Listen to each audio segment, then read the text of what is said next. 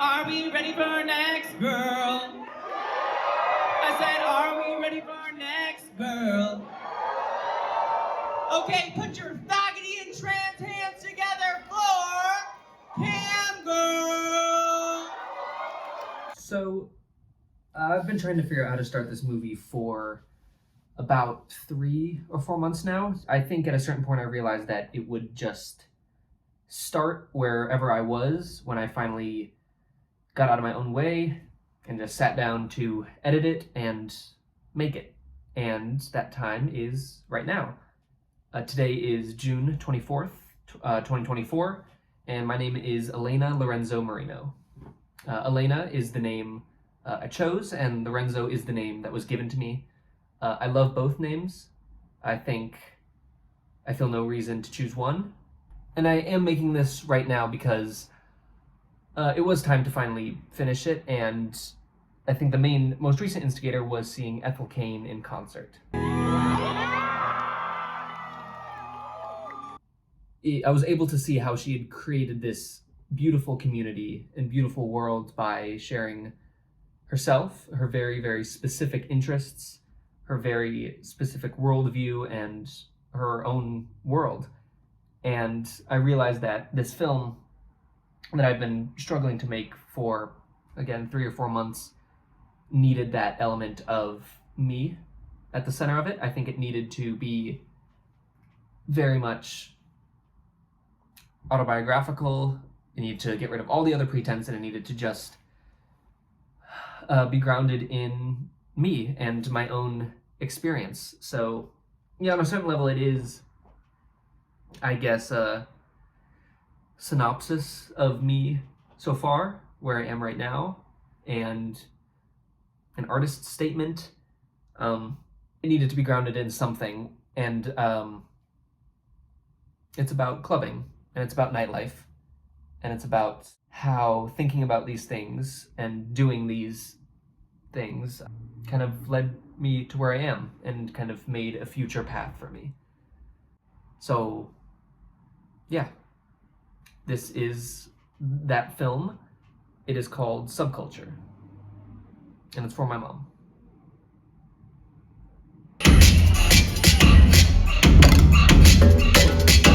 I've been moving around a lot in this chair, so I'm going to try to stay still, but I do like moving, and it feels comfortable, so I might keep doing it.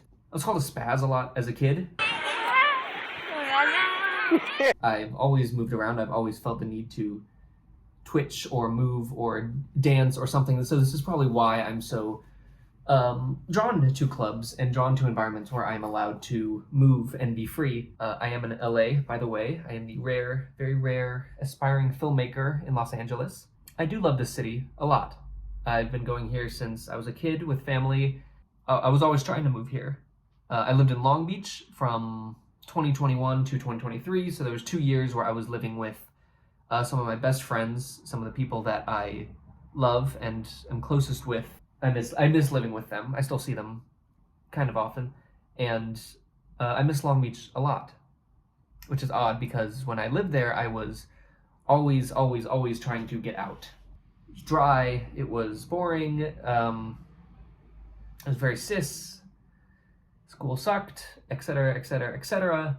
One of the main ways I kind of got myself out over and over again before I had to come back was every month I traveled up to Los Angeles and went to this event called Subculture. Subculture is a monthly event. It has been around since about 2018 or 2017, founded by two dudes that I cannot remember the names of. It is held in a place called Catch One. Catch One is a club in Mid-City, LA, and I only have become aware of the history of this club just these past few months while reading Cruising Utopia by Jose Munoz. He shares these beautiful photos by Kevin McCarty of the venue that McCarty took probably before I was born. I don't remember the exact years off the top of my head. I think what struck me most about this is that I didn't recognize it.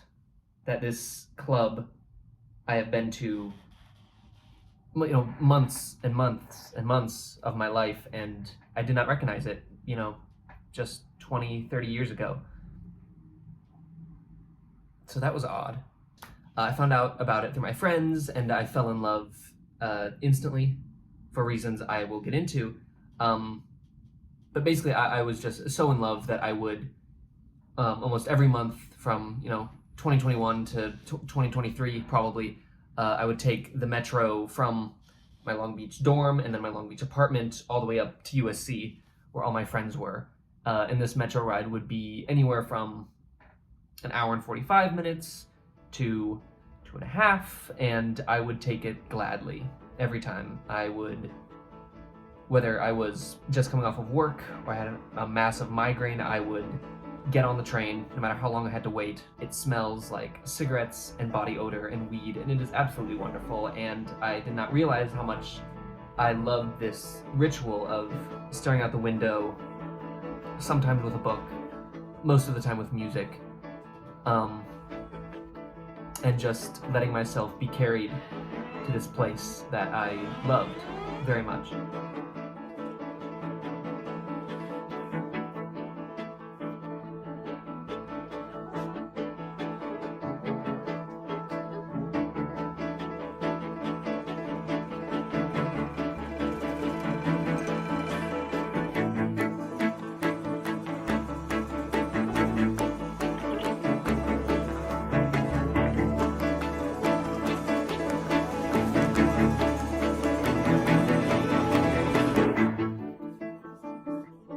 And what I miss most about this ritual of traveling was all of a sudden, after going through, inland LA County, we'd finally see, like, the LA skyline, which is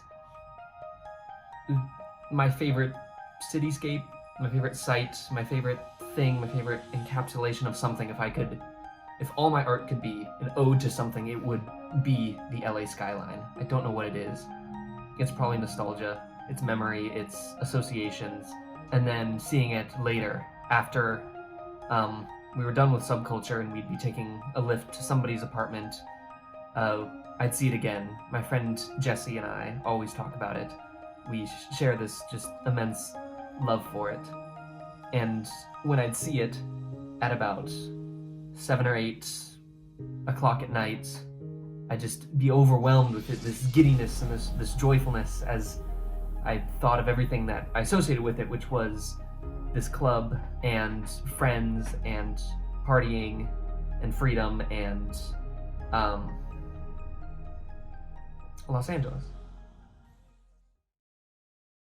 And then the next day I would take the same exact metro path back down to Long Beach.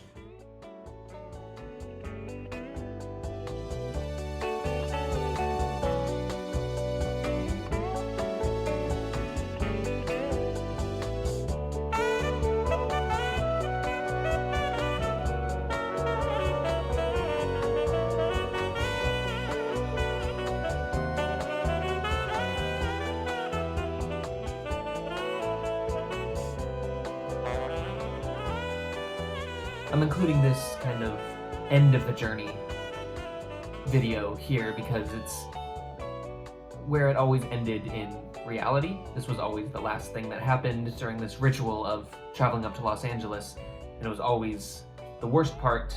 It was going back to a place that at the time I hated. It was dry, it was hot, it was bland.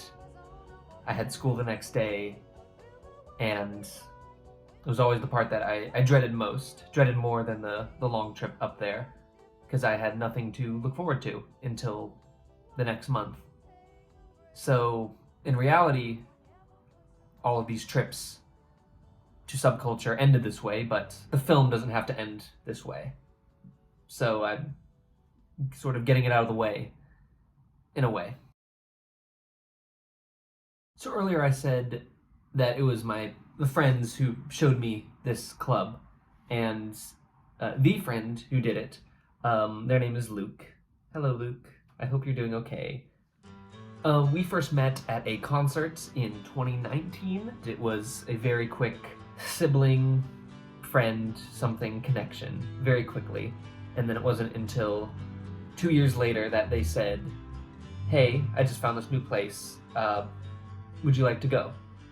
And of course I said yes, and they're the reason I know this place, and they're the reason I fell in love with this place. And I would stay at USC because that's where they were going to school at the time.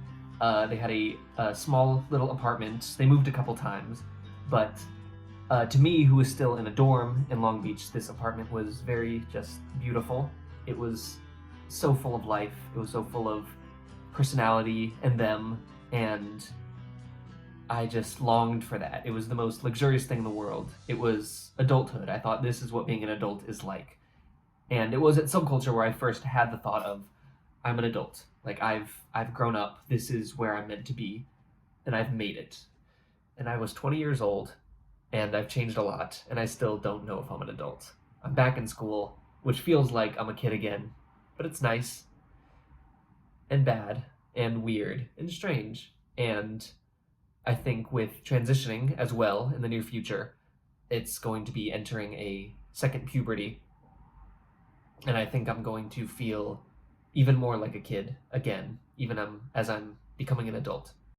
So I would take the metro up to the USC Village area near downtown, a little bit to the west of downtown, or south, I actually don't know, somewhere. And I would always be early. I would always be so excited that I would take the first possible train up after my work or my school or whatever, and I would just wander around until they were ready. I had my little ritual of, I'd go to a little 7-Eleven there, I'd buy an energy drink, and I would just walk around and look around at all the sights. There's this massive, just beautiful, beautiful Catholic church right on the edge of campus that I would stop in sometimes the day after, the Sunday mornings, just to sit in there by myself for a bit. But it was never open when I got there at night, so I would just stand outside in the grass. I would look up at it, I would look up at the moon up above it, or I would walk near their apartment. There were some benches where I would just sit and wait. And it was in this like act of waiting that I would be able to have the time and ability to look around me and to just capture all these little details in my mind of, yeah, this place that I did not live at and did not want to, attend school there, but I cherished the people I had there, my friends, and I would, I didn't mind waiting for them.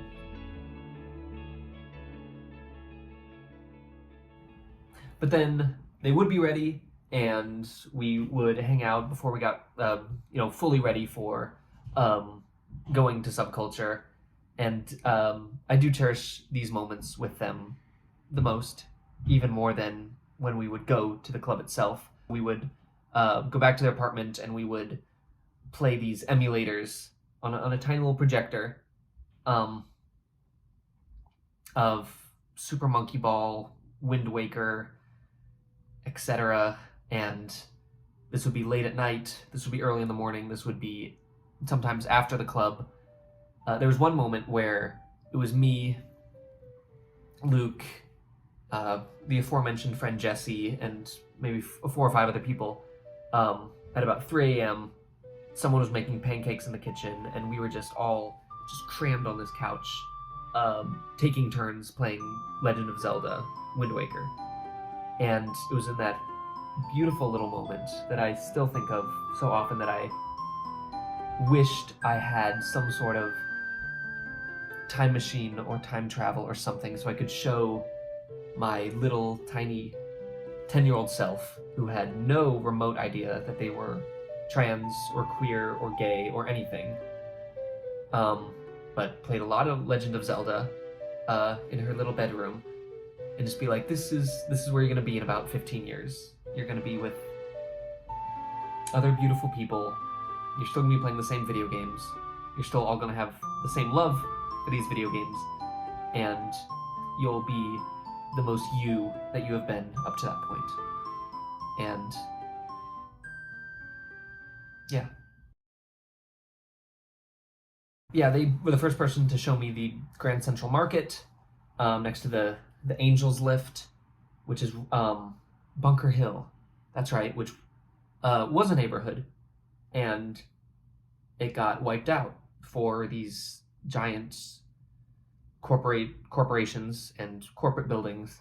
I've been fascinated by Los Angeles history lately, so that, yeah, Bunker Hill got decimated. Chavez Ravine got decimated for Dodger Stadium. And yeah, as I've lived in LA, I've tried to discover more history and more of this city that I love. Which reminds me, there's these little plaques or engravings or carvings or something on the on like the metro stations. There's this one engraving that is so simple and very poetic and very sad that I think about quite frequently, and it was one of the instigating images for this film. And it just says, when the last train pulled out, there was no fanfare. There was no fanfare, no parades, no mourning of just transportation, but time passes and things change and things go away and cities change and places change.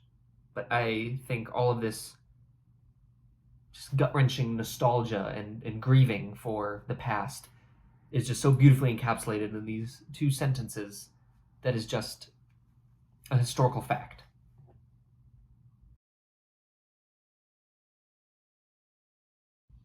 And then the time would come where we would finally get ready.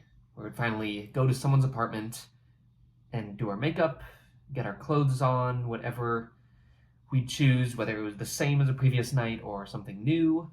And it was always a beautiful ritual where we rehearsed, in a way, our identities and what we were trying to be. When I first started going, I was doing a very strange androgynous thing. I was on and off with facial hair. I didn't know who or what I was, so I was very much trying everything. And some looks, I look back and I go, yes, very beautiful. And there's other looks where I look back and I go, no, not good. But I learned. I felt what was right and I felt what was wrong, and I created this path to being me. This is where I would take photos. I would not take photos in the club because I didn't want to lug around the camera. I didn't even know if I could bring it in. So it was this ritual of getting ready. That was the moment that I always photographed, that had the most beautiful moments of casualness and friendship and love and identity and finding ourselves. I think back on these photos I've taken because I took them years before I first learned about Nan Golden, who is my favorite artist. She inspires so much of what I do because her muse is her friends, and her inspiration is love, and her whole, I guess, creed is just trying to preserve memories of friends, of queer people getting ready and crying and having sex and loving each other. And I'm very glad I took these photos. I'm very glad I have them, even though I don't talk to a lot of these people anymore, which is also strange. And then we'd get in the lift and go. What determines what we wear? The biggest factor is transportation. Who is taking us, and how are we getting there? And even if it's not public transportation, if it's just a Lyft driver and an Uber driver, it's still being in a small space and being perceived by someone who is cis. And it's a very strange feeling. I've never had any negative experiences. I've had very positive experiences. I've had this older 60-year-old Italian dad who told us stories about going to discos in the 70s and letting us play music and showing him what type of music that they were going to be playing at Subculture. And he would give us waters that were sealed, that were not weird, that were not drugged, but he would just give us waters and say, stay hydrated and stay safe. And I never had any negative experiences, but I've had that feeling of just being looked at by a stranger in a very small space, in a very weird, intimate moment that is ride shares. So it's always the part of the journey that is the most up in the air, that is the most influential in deciding our outfits and vibes. Literally just the getting there, not even the being there. Subculture is by us. It does feel like it's more connected to us, and it is for us, and it's very beautiful for that. But it is still held in not in a DIY space, but in a club, in a fixed concrete brick and mortar venue that's always there, and that would be hosting 3 to 5 different events every night. And some of these events would be cis-centered, most of them were, and then there would be the weird little trans corner where subculture would be. And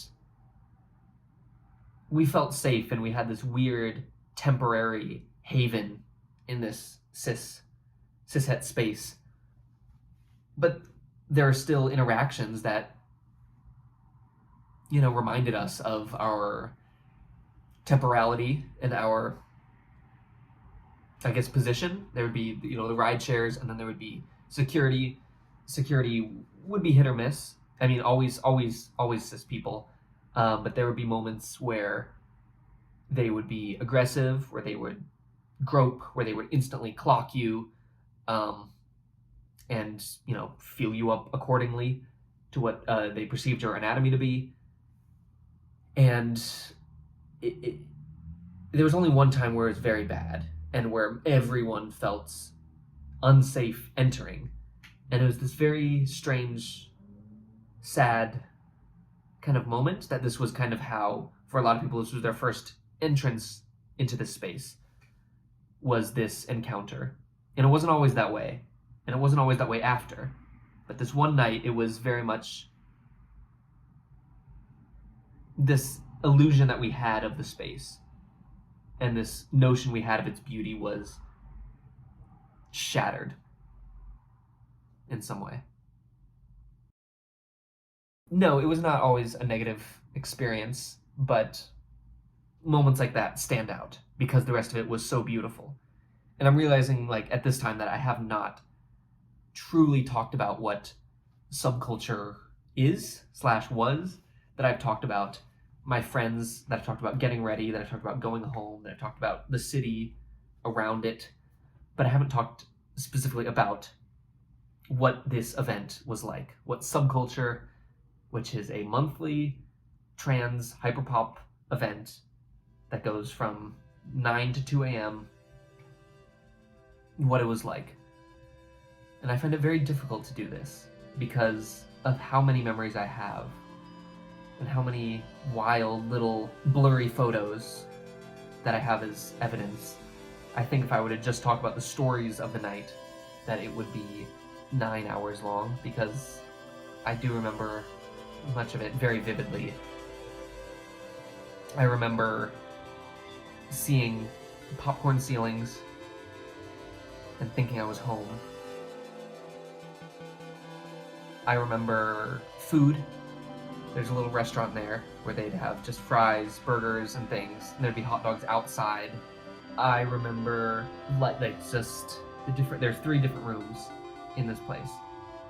That one would be more chill, trance, ambience, where we could just sway and look around at people and maybe have a connection. There would be rooms where it would be the hardest, just blasting mosh pits and lights.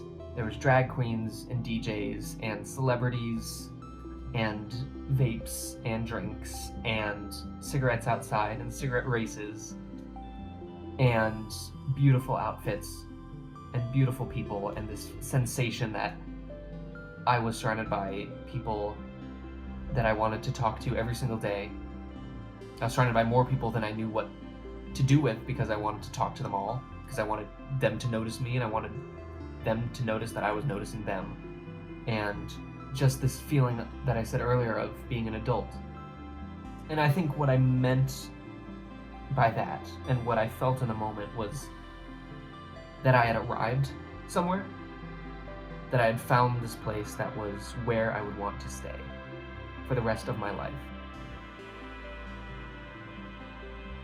I am struggling to describe it. with all these details and things.